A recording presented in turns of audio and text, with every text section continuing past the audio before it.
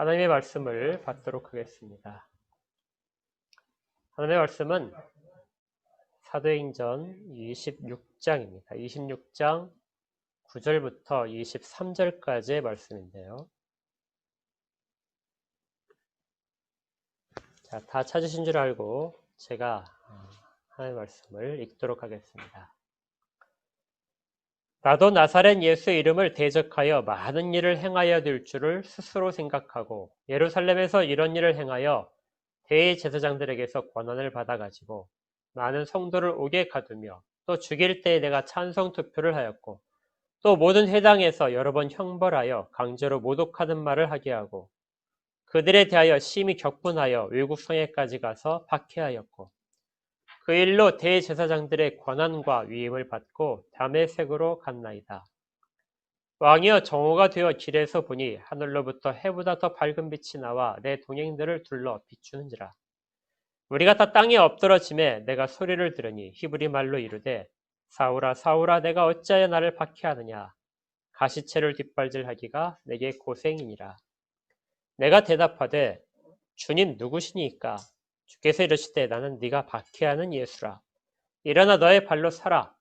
내가 내게 나타난 것은 곧 내가 나를 본 일과 장차 내가 내게 나타날 일에 너로 종과 증인을 삼으려 함이니 이스라엘과 이방인들에게서 내가 너를 구원하여 그들에게 보내어 그 눈을 뜨게 하여 어둠에서 빛으로 사탄의 권세에서 하나님께로 돌아오게 하고 죄사함과 나를 믿어 거룩하게 된 무리 가운데서 기업을 얻게 하리라 하더이다.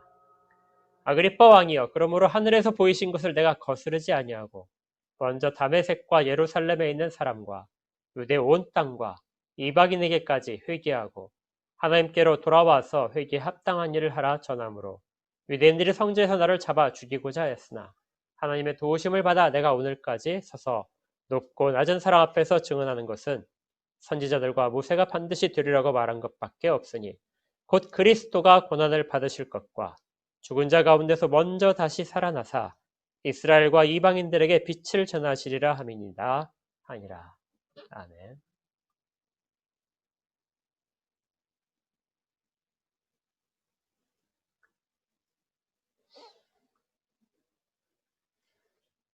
자, 우리가 지난주에 바울이 전한 메시지 하나를 주의 깊게 살펴보았습니다. 그 메시지가 그리스도의 고난받으심과 죽은 자 가운데서 먼저 다시 살아나신 것과 그리고 이방인들과 유대인들에게 빛을 전하신다 하는 이 세 가지 내용이 지난주에 설교의 주요 내용이었습니다. 그래서 부제가 돌고 돌아 다시 복음이다. 역시 그리스도로 돌아갈 수밖에 없다 하고 말씀드렸었죠. 사실 바울이 그 사역을 하면서 전한 메시지는 크게 두 가지입니다. 두 가지의 큰 메시지를 전하는데 첫 번째는 우리가 지난주에 살펴봤던 그리스도의 죽으심, 고난받으심과 죽으심과 부활과 그 다음에 그리스도의 복음이 전파되는 것. 이것이 바울이 전한 첫 번째 주제였고요. 두 번째 주제는 그 위에 나타나 있는 20절에 있는 내용입니다. 먼저 다메섹과 예루살렘에 있는 사람과 온 유대 땅과 이방인에게까지 회개하고 하나님께로 돌아와서 여기에 합당한 일을 하라 전하였다. 오늘 우리가 살펴볼 본문은 이 바로 두 번째 내용, 회개에 관련된 부분입니다. 이 문장은 세 가지로 이루어져 있는데요. 첫 번째는 먼저 회개하라 하고 이렇게 나와 있고요. 두 번째는 하나님께로 돌아오라. 세 번째는 회개에 합당한 일을 하라. 이 세 가지가 회개에 관련된 바울이 전한 주요 내용이 되겠습니다. 그러니까 바울은 두 가지를 했다는 걸 꼭 기억하셔야 돼요. 바울은 첫 번째는 회개에 관한 내용을 전했고 두 번째는 그리스도에 관한 내용을 전했다는 것이죠. 오늘은 이 회개가 무엇인지, 바울이 전한 회개가 왜 그렇게 중요한지, 왜 큰 메시지 두 개 중에서 하나가 회개에 관련된 것인지를 우리 함께 살펴볼 것입니다. 우리가 보통 회개라고 하게 되면 어떤 일들을 보통 생각하시죠? 회개는 우리가 어떤 감정적인 후회, 그다음에 깊은 통곡, 슬픔 이러한 것들이 우리 가운데서 이렇게 좀 그 회개라는 부분에서 일반적으로 갖게 되는 생각인 것 같습니다. 예를 들어서 다윗 같은 경우에 다윗의 그 죄를 범한 다음에 다윗이 그 했던 그 수많은 통곡들, 그다음 슬픔들 이러한 것들이 우리 가운데도 잘 알려져 있는 것이죠. 그런데 우리가 이런 차원에서 그 성경을 보게 되면 좀 오해를 할 수 있습니다. 우리가 죄를 지은 것을 깨닫고 그 깨달은 죄에 대해서 슬퍼하고 하는 부분들이 회개의 분명한 요소이긴 한데요. 이렇게 하다 보게 되면 우리가 어떤 감정적인 내용이 우선되어야 되고 감정에 따라서 어떤 행동을 하는 것 자체가 마치 회개의 전체인 것처럼 그렇게 착각할 수가 있기 때문입니다. 성경에서는 이러한 부분도 중요하지만 이것보다도 훨씬 더 깊은 본질적인 내용이 있음을 우리에게 알려줍니다. 만약에 우리가 회개를 이처럼 감정적인 부분과 입술에 의한 고백이라든지 이러한 것들로 깊은 슬픔으로만 이해를 한다면 우리는 두 가지의 커다란 궁금증을 가질 수밖에 없습니다. 첫 번째는 바울을 회개를 외쳤다고 해서 죽일 이유가 없다는 것이죠. 아까 읽은 본문에 따르면 유대인들이 바울을 죽이려고 했던 것은 회개하라, 하나님께로 돌아오라, 회개에 합당한 일을 하라. 이것 때문에 유대인들이 바울을 죽이려고 했다는 겁니다. 그런데 동일한 일을 그 전에 세례자 요한도 했었습니다. 기억하실 겁니다. 예수님이 오시기 전에 세례자 요한이 나타난 사람들에게 회개하라, 천국이 가까웠다. 그런데 그때 사람들이 세례자 요한을 죽이려고 했나요? 심지어 바리새인과 서기관들까지도 세례자 요한에게 나와서 세례를 받았습니다. 그때는 그 세례자 요한이 전한 회개에 대해서 사람들이 잘 받아들였는데 왜 바울이 회개를 외치자 바울을 죽이려고 했을까요? 권위의 차이일까요? 시기의 차이일까요? 또 두 번째, 회개를 이렇게만 이해를 한다면 두 번째 또 하나의 우리에게 주는 궁금점이 있습니다. 바울은 그럼 이런 회개를 했을까요?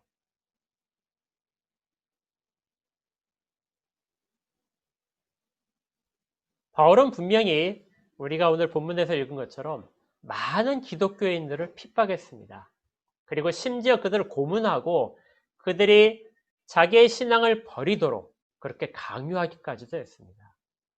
아마 많은 사람들이 고문을 못 이겨서 배교를 했을 수도 있습니다. 근데 그런 앞장섰던 사람이 바울이었던 거죠. 그런 바울이 부활하신 예수님을 만난 다음에 그리스도인이 되었습니다. 그리고 심지어 사도가 되었습니다. 그렇다면 그는 이전에 자기가 지었던 죄들, 많은 그리스도인들을 죽이고 핍박했던 그 죄들을 회개하지 않았을까요? 만약에 회개를 그렇게 우리가 알고 있는 것처럼 슬픔으로만 표현할 수 있다면 바울이 회개한 것은 성경에 있는 어떤 사람들보다도 더 깊은 통곡과 후회와 눈물들이 있었을 겁니다. 여러분들이 기억하시죠? 회개에 대해서 우리가 가장 대표적으로 아는 것이 다윗이 밧세바를 범한 후에 그의 남편이 우리아를 일부러 죽이게 되죠. 그리고 나서 선지자 나단이 가서 책망을 하자 바울이 주 앞에 엎드려 엄청 울게 됩니다. 그렇게 울을 때 얼마나 그가 많이 울었는지 그의 눈물 때문에 침상이 그 눈물 위에 떠서 다닐 정도가 되었다. 침상을 띄울 정도로 눈물을 많이 흘렸다는 그런 표현들은 바울이 얼마나 깊은 통곡을 했는지를 알려줍니다. 다윗이 그렇던 거죠. 바울이 그렇다면 바울은 그것보다도 훨씬 더 큰 통곡을 하지 않았을까요? 분명히 했을 겁니다. 그런데 성경 어디에도 이 부분에 대한 기록이 나타나지 않습니다.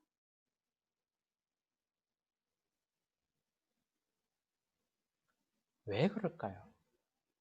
바울은 다른 사람에게 회개하라고 외쳤는데 자기에 대해서는 자기가 그렇게 깊은 탄식 가운데 있었다는 것을 기록하고 있지 않습니다.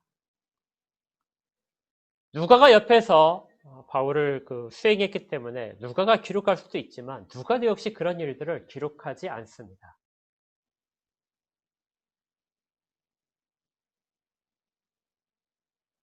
분명히 바울이 깊은 통곡을 했음에도 불구하고 기록하지 않은 이유가 무엇일까요? 그것이 만약에 기록되어 있다면 우리는 그 본문을 읽으면서 굉장한 감동을 받을 겁니다. 우리도 그렇게 깊이 탄식할 수 있는 사람들이기 때문이죠. 공감을 하면서 우리의 눈물도 바울과 같이 함께 있을 겁니다. 그런데 성경에서는 바울의 통곡이 기록되어 있지 않다는 것이죠. 단지 바울이 눈물을 흘린 것은 기록에 따르면 에베소 장로들을 만날 때, 바울이 예루살렘에 올라갈 때 자기가 잡혀 죽을 거라는 걸 예상을 하고 올라오죠. 그때 에베소 장로들을 만나서 이야기할 때 내가 3년 동안 너희들과 같이 지냈는데 그때 내가 모든 기도와 눈물로, 간구와 눈물로 너희들 가운데 있었다. 너희들을 섬겼다. 바울은 매우 감정적인 사람입니다. 그가 어떤 감정이 묻어가지고 그런 것이 아니라 그의 감정이 매우 예민했던 사람입니다. 그래서 그는 많은 눈물을 흘렸고요. 그 다음에 마지막으로 에베소 장로들과 작별하는 장면에서도 서로 기도한 다음에 서로를 붙들고 모두가 다 같이 울었다고 기록되어 있습니다. 그런데 더 중요한 회개에 대한 눈물은 왜 없을까요? 성경에서 말하는 회개의 본질이 눈물에 있지 않기 때문입니다.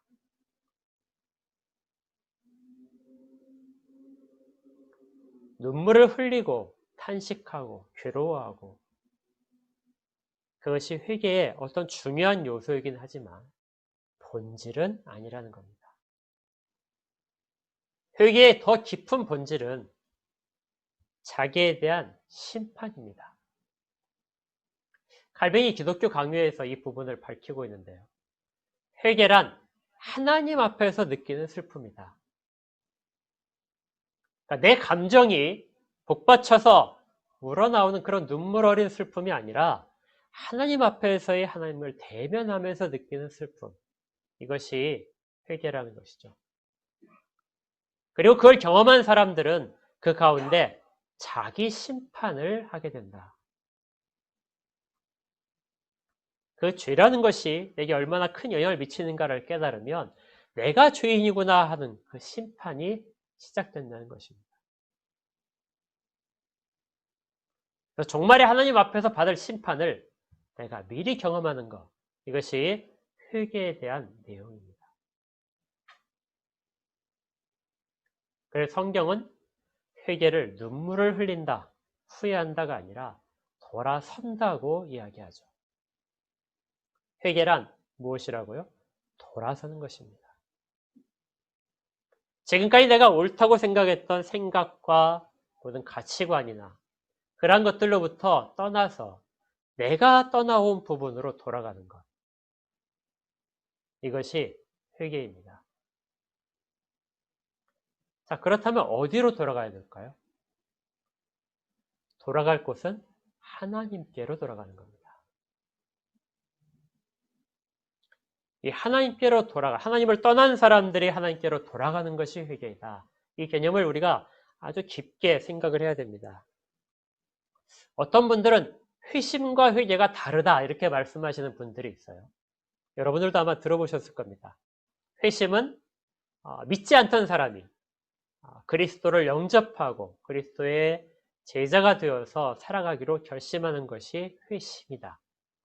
회개는 어떤 율법의 근거에서, 하나님의 법의 근거에서 지은 죄에 대해서 내가 뉘우치고 그걸 다시 지지 않겠다고 하는 의지적인 다짐들, 이러한 것들이 회개다, 이렇게 이야기하는 사람들이 있는데요. 그런데 그렇지 않습니다.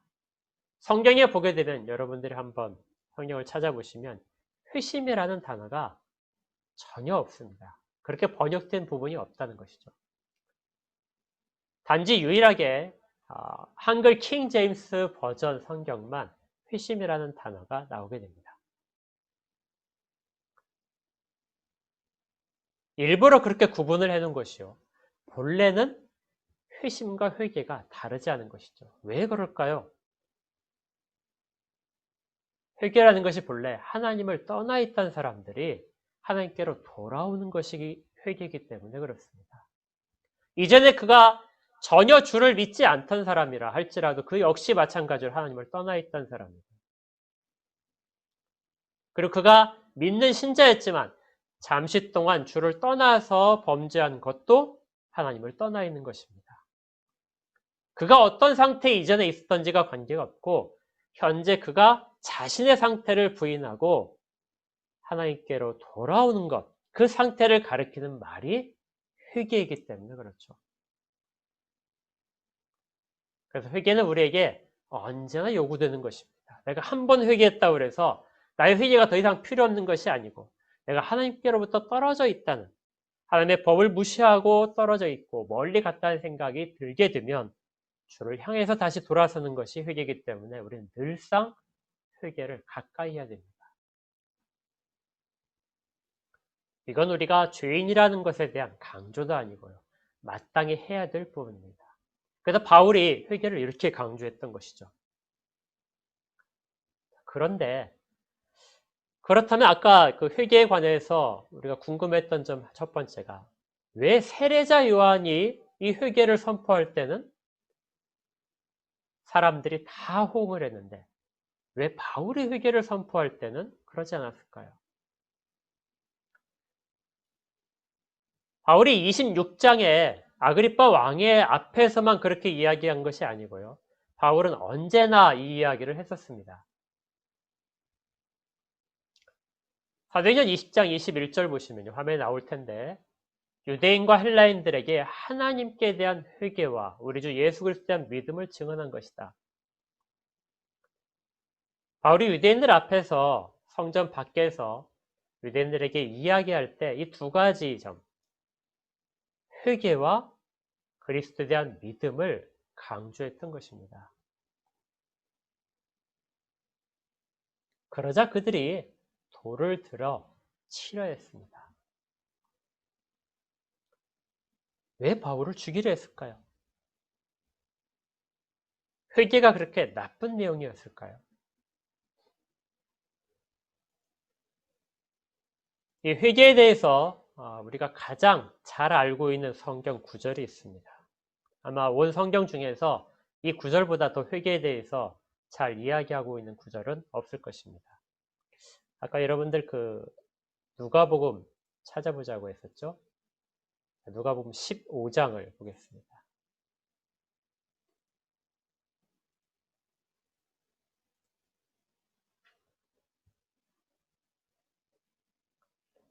누가복음 15장 11절부터 32절까지의 말씀입니다. 이 중에서 다 읽을 수는 없고요, 여러분들이 그 부분을 책갈피에 놓으셨다가 보시면 되고, 중간중간에 제가 알려드리는 구절만 보면 되겠습니다. 11절에 이렇게 시작됩니다. 또 이르시되 어떤 사람에게 두 아들이 있는데 그 둘째가 아버지에게 말하되 아버지여, 재산 중에서 내게 돌아올 분깃을 내게 주소서 하는지라. 아버지가 그 살림을 각각 나누어 주었더니. 우리가 잘 아는 이 돌아온 탕자의 비유는 이렇게 시작됩니다. 어떤 아버지에게 아들이 둘이 있었다. 그런데 둘째가 아버지에게 말하되 아버지 재산 중에서 내게 돌아올 부분들을 미리 주십시오. 어떤 주석들은 아버지가 살아계시는데 아버지의 재산을 나에게 물려주십시오 하는 것이 큰 불효이고 죄다.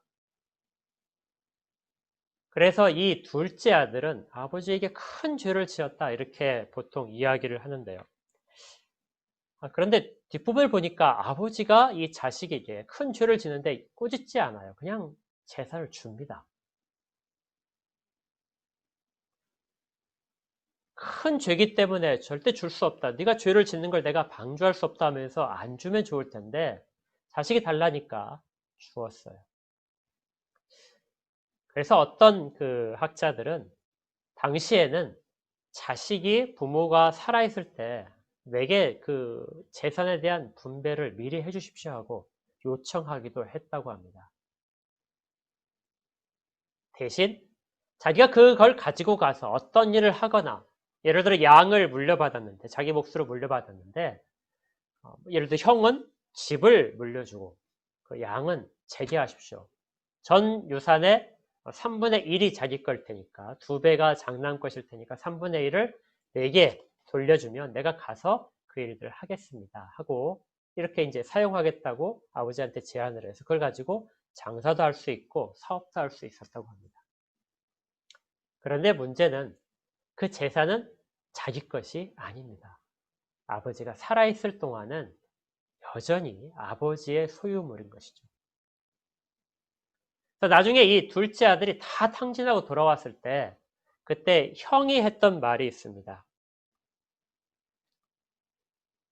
형이 뭐라고 하냐면요.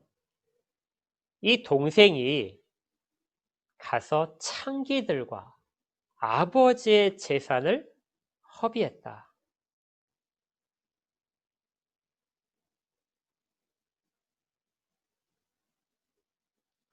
아버지의 살림, 30절에 나오는데 아버지의 살림을 창녀들과 함께 삼켜버린 이 아들이다. 그러니까 아버지가 자식에게 재산을 다 주었다면 그걸로 전혀 이제 아버지가 상관할 게 아닌데 여전히 큰아들은 아버지의 살림을 다 탕진해버렸다. 그러니까 이 둘째 아들에게는 물려주긴 하지만 그걸 판매를 해서 처분을 해서 자기 것으로 할 수 있는 권한이 없었다는 겁니다. 그런데 이 둘째 아들은 그걸 한 것이죠. 그걸 물려주기가 무섭게 그걸 가지고 가서 모두 다 돈으로 바꿨습니다.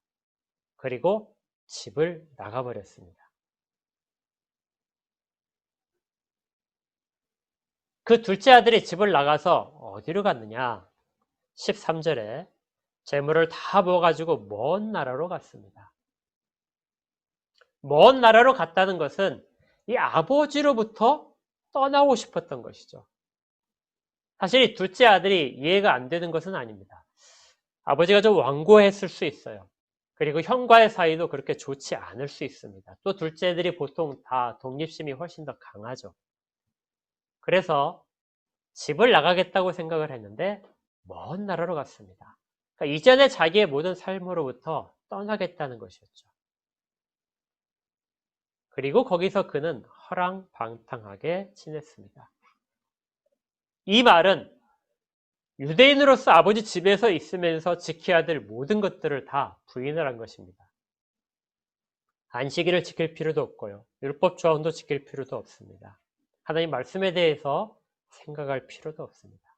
자기가 원하는 대로 무엇이든지 할 수 있는 곳이 먼 나라였습니다.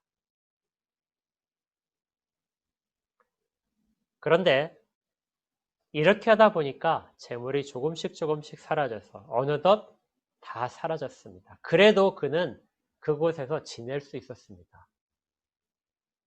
아직까지 큰 위기는 닥치지 않았어요. 그런데 그 나라에 크게 흉년이 들었습니다. 흉년이 들자 그는 그곳에서 먹고 사는 문제가 심각한 위기를 닥쳤습니다. 비로소 궁핍해졌다. 15절에 가서 그 나라 백성 중 한 사람에게 붙여 사니 그가 그를 들로 보내어 돼지를 치게 하였다. 유대인들은 돼지를 매우 부정한 짐승으로 봅니다. 먹지도 않고 제사의 제물로 사용할 수도 없죠. 그래서 돼지를 치는 사람이 다른 어떤 짐승을 치는 사람보다 훨씬 더 천한 직업입니다. 그러니까 이 아들은 먼 타양에 가서, 먼 외국에 가서 생활하면서 유대인들이 가장 천하게 생각하는 그런 처지에 들어갈 수밖에 없었다는 것이죠. 그게 먹고 살기 위해서입니다. 그리고 돼지가 먹는 그것조차도 자기에게는 마음껏 먹을 수 없는 형편이 되었던 것이죠. 정말 비참한 상황이 되었습니다. 이렇게 하자 그가 스스로 돌이키게 됩니다. 내 아버지에게는 양식이 풍족하다. 그리고 품꾼들이 얼마든지 굶주리지 않고 풍족하게 먹는다. 그런데 나는 여기서 죽고 있구나. 그는 일어나 아버지께로 가기로 결심을 합니다. 그리고 결심을 하고 나서 아버지한테 가서 할 말을 자기가 준비하죠. 19절입니다. 지금부터는 아버지의 아들이라 일컬음을 감당하지 못하겠나이다. 나를 품꾼의 하나로 보소서. 이것이 그가 준비한 멘트입니다. 이렇게 해서 아버지께로 돌아가자. 그는 돌아왔습니다. 그런데 아직 거리가 먼데도 불구하고 아버지가 그를 알아보고 치근히 여겨서 달려왔습니다. 그리고 목을 맞추고 입을 맞췄습니다. 자, 아들이 이제 준비한 멘트를 할 타임이죠. 아들이 이르되 아버지 내가 하늘과 아버지께 죄를 지었사오니 지금부터는 아버지 아들의 일컬음을 감당하지 못하겠나이다. 자, 그런데 이 둘째 아들이 여기까지 말을 한 건 다 하지 못한 겁니다. 아까 준비했던 멘트가 있었죠. 지금부터는 아버지 내가 하늘과 아버지께 죄를 지었사오니 지금부터 아버지 아들의 일컬음을 감당하지 못하겠나이다. 그리고 나서 나를 품꾼의 하나로 보소서. 나를 품꾼의 하나로 써주십시오 하는 말입니다.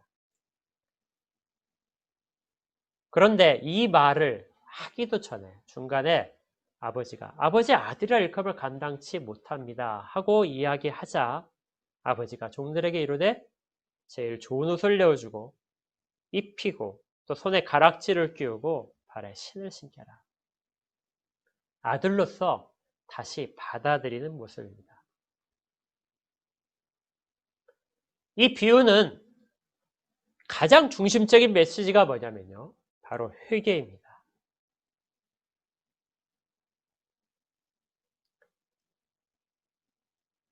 우리가 읽지 않았지만 앞에 10절에 이렇게 시작된 부분이 있었습니다. 내가 너희에게 이르노니 이와 같이 죄인 한 사람이 회개하면 하나님의 사자들 앞에 기쁨이 되느니라. 이 비유는 무엇에 대한 내용이라고요? 회개에 대한 내용입니다. 그런데 앞에 나와 있던 두 개의 비유가 같이 있었습니다. 이것도 역시 회개에 대한 비유인데요. 첫 번째 비유는 우리가 잘 알듯이 잃은 양의 비유입니다. 두 번째 비유는 드라크마에 대한 비유입니다. 은화죠. 이 두 비유, 양과 드라크마는 잃어버렸을 때 그들이 스스로의 힘으로 돌아올 수 없는 자들을 말합니다. 그럴 때는 주인이 어떻게 하죠? 그것들을 찾아 나섭니다. 그들이 돌아올 힘이 없기 때문에 그렇죠. 그런데 이 세 번째 비유인 둘째 아들의 비유에서는 아버지가 찾아 나가지 않습니다. 왜냐하면 그 자식은 스스로의 힘으로 돌아와야 되기 때문에 그렇죠. 아버지는 기다릴 뿐입니다. 그리고 환경이 변해서 둘째 아들이 돌아올 수밖에 없는 환경으로 만들어가게 되죠. 그리고 둘째 아들이 마침내 돌아오게 됩니다. 자, 그런데 이때 둘째 아들이 돌아와서 울었나요?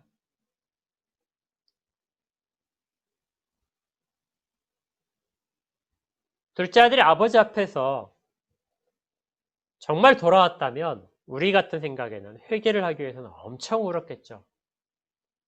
그런데 이 아버지와 아들 사이의 대화가 중요하지 거기에 있던 아들이 울었다든지 이러한 부분들은 나타나지 않습니다. 오히려 아버지가 아들을 측은하게 여겼을 뿐입니다.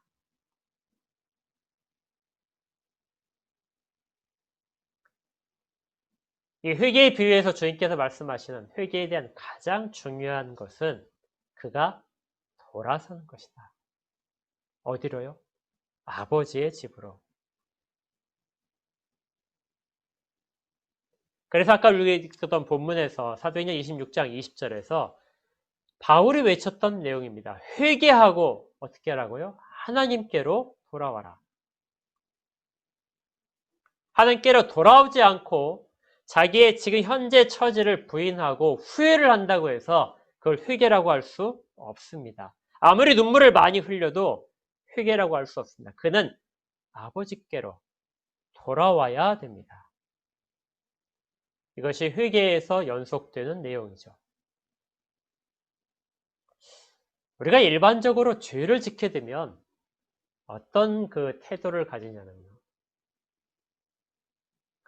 죄가 처음에 들어왔을 때를 살펴보게 되면 아담과 하와가 하나님이 금하신 명령을 어겼었습니다. 창세기 3장에 나오는데요. 창세기 3장 12절에 아담을 하나님이 부르셨습니다. 자, 죄를 지은 다음에 아담과 하와가 어떻게 했죠? 두려워서 숨었습니다. 하나님이 동산을 거니시는 소리를 듣고 두려워서 숨었죠. 죄를 지은 모든 사람들이 사실은 두려워서 숨게 됩니다. 피하고 싶은 것이죠. 우리 일반적으로도 우리가 만약 어떤 사람에게 죄를 지었다면 피하고 싶죠. 그리고 조금 더 어쩔 수 없이 마주치게 되면 그 다음에 어떻게 하게 됩니까?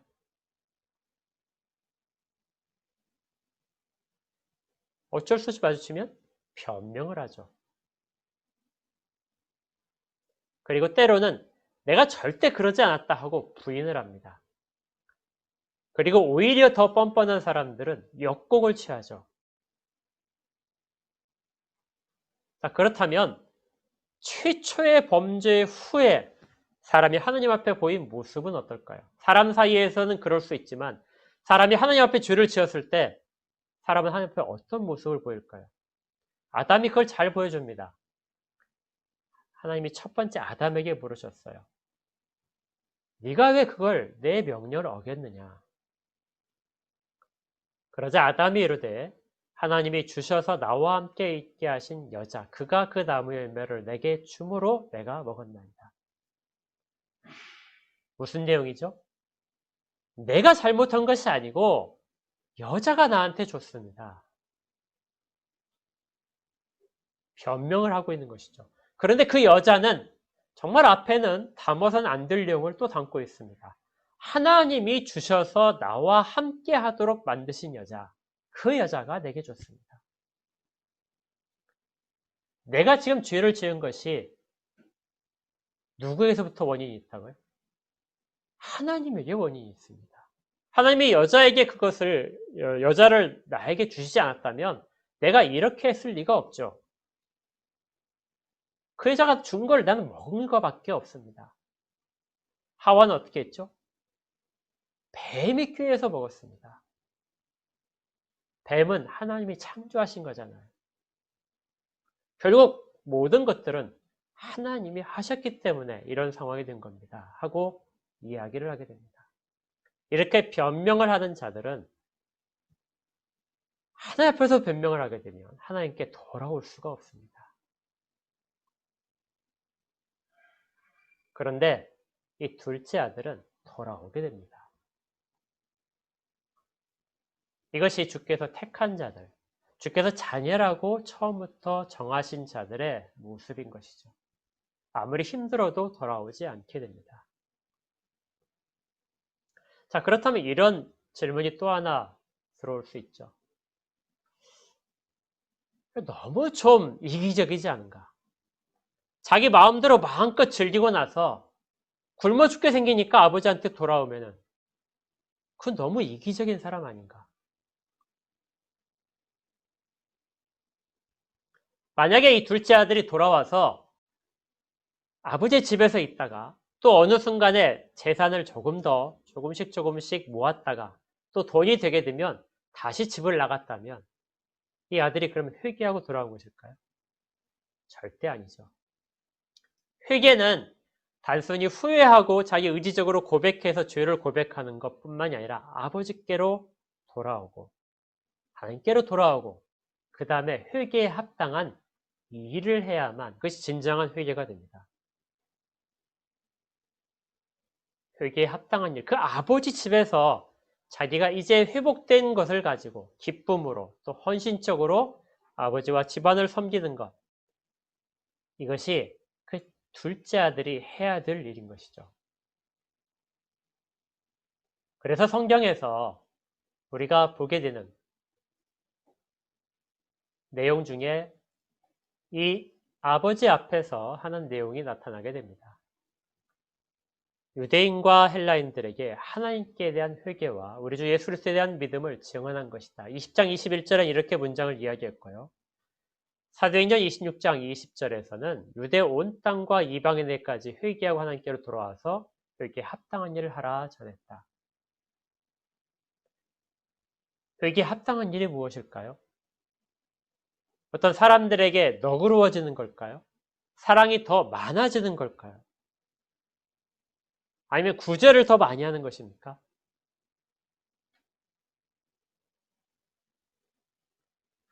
이 두 개의 절을 보게 되면 그 내용이 바로 나타납니다. 빨간 글씨로 제가 써놓은 것이 하나님께 대한 회개.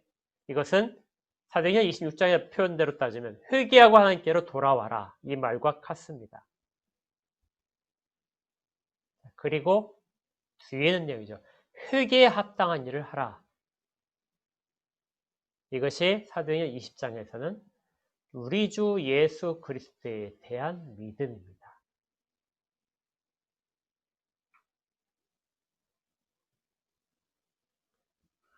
회개에 가장 합당한 일이 뭐라고요? 주 예수 그리스도를 믿는 것입니다. 그걸 믿을 때 그는 하나님 앞에서의 범죄함으로부터 하나님께로 돌아온 것에 대한 일을 하고 있는 것이죠. 이걸 믿는다면 그는 진실로 회개한 자가 됩니다. 그리스도를 주라 고백하지 않고 아무리 많은 후회와 회개와 그리고 하나님께로 돌아온다 하더라도 그 이후에 삶의 변화가 믿음에 근거하지 않는다면 그 모든 것들은 다 헛것이고 사기라는 것이죠. 여기에 대해서 또 다른 그 부분이 나타나게 됩니다. 아까 누가복음 계속 봤는데요. 이 둘째 아들이 돌아와서 아버지가 잔치를 벌이게 됩니다. 그런데 첫째 아들이 밭에 나가서 일을 하다가 둘째가 돌아왔다는 소식을 듣고 돌아오게 되죠. 그런데 잔치 분위기를 보고 매우 노하게 됩니다.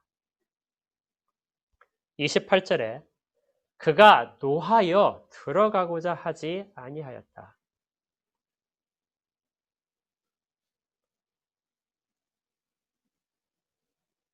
그는 아버지 앞에서 노했습니다. 그는 지금까지 아버지 집에 정말 열심히 일을 하고 아버지와 항상 같이 지냈는데 이 둘째 아들에 대한 아버지의 처분을 보고 매우 노했습니다.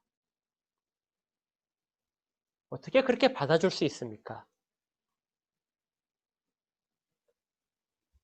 그런데 아버지가 하신 말씀이 있어요. 32절에 이 내 동생은 죽었다가 살아났다. 내가 잃었다가 얻은 자이다. 그러니까 내가 어떻게 즐거워하지 않고 기뻐하지 않겠느냐.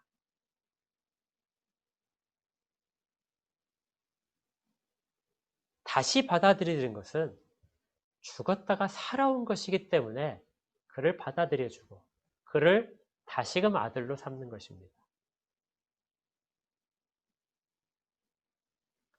아버지는 지금까지 그렇게 기다리셨던 것이죠. 그런데 첫째 아들은 이 처지를 보고 매우 분해서 아버지를 만나고자 하지도 않았습니다. 아버지가 친히 가서 만나야 됐죠. 이 상황에서 누가 더 아버지의 뜻 가운데 있을까요? 첫째 아들일까요? 둘째 아들일까요?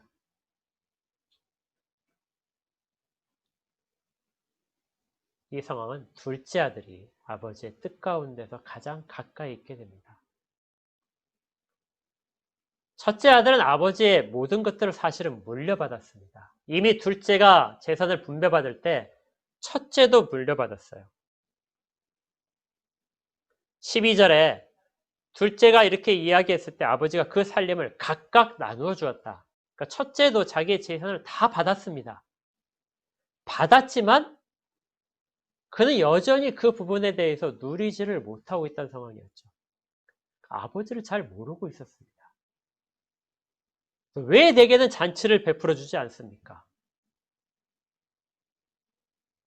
근데 사실 내게 있는 나머지 모든 것들은 다 네 거야. 네가 얼마든지 할 수 있었어. 그걸 알지 못해서 노했던 것이죠. 이 상황에서 또다시 회개해야 될 자는 바로 첫째 아들이었습니다.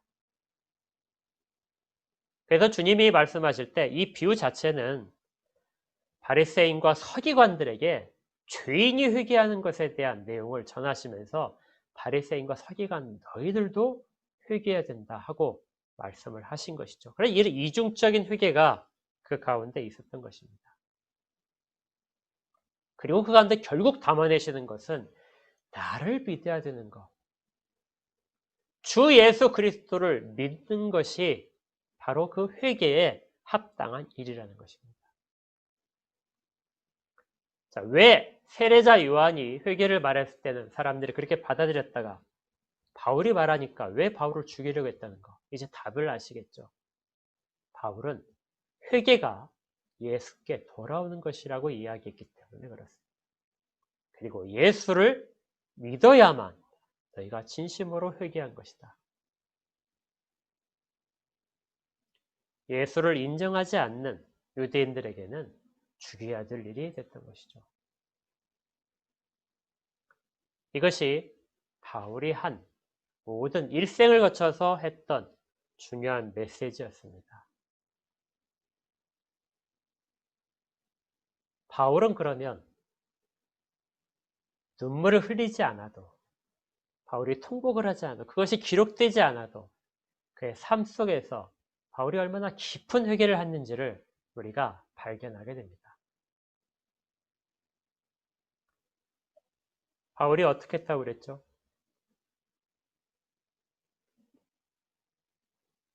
하늘에서 보이신 것을 내가 거스르지 아니하였다. 주께서 바울에게 말씀하신 것들을 내가 전혀 거스르지 않았다. 한 번도 내가 거절을 하지 않았다.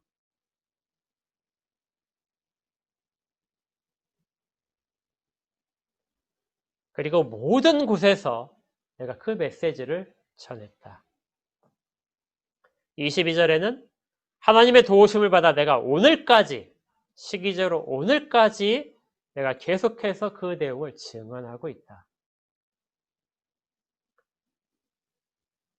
누가가 사도행전에서 바울의 회개를 이야기하는 것은 바로 이 부분입니다. 바울이 얼마나 크게 회개를 했는지. 그것은 그의 이후에 이루어진 모든 행동으로 증거된다는 것이죠. 우리가 회개란 말을 많이 사용합니다. 그리고 눈물을 흘리는 것도 중요한 요소이긴 분명합니다. 그렇지만 그 방향성, 하나님께로 돌아오는 것, 그리고 하나님이 원하시는 일을 하는 것, 하나님이 가장 원하시고 기뻐하는 일은 주 예수 그리스도를 믿는 것이라는 것. 그래서 회개는 믿음과 연결이 됩니다.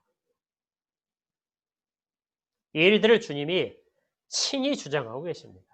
그래서 우리 가운데서 이루어내고 계시죠. 오늘 온라인으로 예배를 드리면서 우리 마음 가운데 상당히 많은 생각들이 있을 줄 압니다. 오죽하면 이런 상황이 되었을까? 우리의 믿음이 부족한 것은 아닌가? 우리가 다 주님 앞에 슬픔을 가지고 서야 됩니다. 우리에게 혹시라도 부족한 부분이 있었다면 그 부분에 대해서 깊이 회개를 하고 돌아서서 그것이 신앙이 더 굳건하게 서가는 방향으로 이루어져야 될 것입니다. 이러한 소원하는 마음들이 우리 모두에게 있기를 원합니다. 그 깊은 회개 가운데 더 주님에 대한 신앙이 깊어질 것을 믿습니다. 주께서 그렇게 친히 인도하고 계시기 때문입니다. 주님은 지금도 우리를 이끌고 계십니다. 돌아오는 이유가 사업에 실패해서 돌아올 수도 있고 육체적으로 질병이 들어서 사형 선고를 받고 돌아올 수도 있고 또 인간적인 어려움 때문에 돌아올 수도 있지만 그 모든 것들을 개의치 않으시고 돌아오는 것 자체를 중요하게 여기시는 주를 깨닫기를 바랍니다. 내가 이전에 이런 모습이기 때문에 돌아갈 수 없어. 이런 상태에서 내가 고침을 받기 위해서 주 앞에 나간다면 나는 너무 이기적인 인간이지. 어떻게 그럴 수 있어? 이런 모든 것들은 다 자기에 대한 변명일 뿐입니다. 회개란 주님만을 생각하는 겁니다. 그 가운데 서야 되는 것이고 주를 믿으러 나오는 것. 이것이 진정한 회개입니다. 우리 한특교회 모든 성도들 가운데 주의 은혜가 충만히 임하실 것을 믿습니다. 또 힘들어하면서 주께 고백하는 모든 것들이 이러한 사랑으로 충만하신 주님의 은혜로 가득 채워질 것을 믿습니다. 우리 함께 기도하겠습니다. 하나님, 감사합니다. 저희들이 돌아서지 못할 때에도 저희들에게 돌아설 수 있는 환경들을 허락하셔서 주 품으로 돌아갈 수 있도록 하심을 감사드립니다. 이 일들이 저희들 가운데 일어날 때 잘 깨달을 수 있도록 하시고 또 무엇보다 하나님께서 기뻐하신 것이 주 예수 그리스도에 대한 믿음이라는 것을 깨달아 더 믿음이 굳건해지는 소망들이 있게 하여 주시고 행동들이 있게 하여 주시옵소서. 예수 그리스도 이름으로 기도합니다.